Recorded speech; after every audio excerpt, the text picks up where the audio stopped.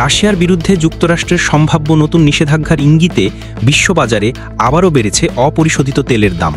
শুক্রবার সকালে আন্তর্জাতিক বাজারে ব্রেন্ট ক্রুড অয়েলের দাম ব্যারেল প্রতি ১৯ সেন্ট বেড়ে $৬৮.৮৩ পৌঁছেছে।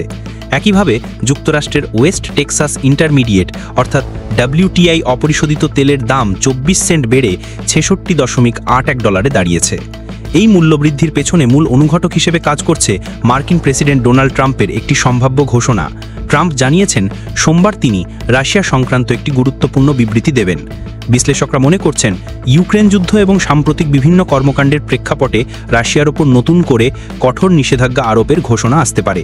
এই আশঙ্কাই তেলের বাজারে নতুন করে উত্তেজনা তৈরি করেছে, যার ফলে বিনিয়োগকারীরা সতর্ক অবস্থানে রয়েছেন। সপ্তাহ জুড়ে তেলের বাজারে মিশ্র প্রবণতা দেখা গেছে। ব্রেন্ট ক্রুডের দাম প্রায় 0.8% বাড়লেও WTI এর দাম কমেছে 0.2%। এর আগে বৃহস্পতিবার ট্রাম্পের শুল্ক নীতি এবং বৈশ্বিক অর্থনীতিতে তার সম্ভাব্য নেতিবাচক প্রভাব নিয়ে উদ্বেগের কারণে তেলের দাম 2% বেশি কমে গিয়েছিল।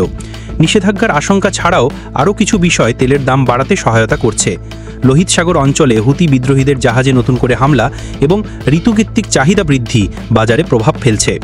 বিশেষজ্ঞরা আরও জানাচ্ছেন সৌদি আরব আগস্ট মাসে চীনে প্রায় 51 মিলিয়ন ব্যারেল তেল রপ্তানির প্রস্তুতি নিচ্ছে, যা গত 2 বছরের মধ্যে সর্বোচ্চ।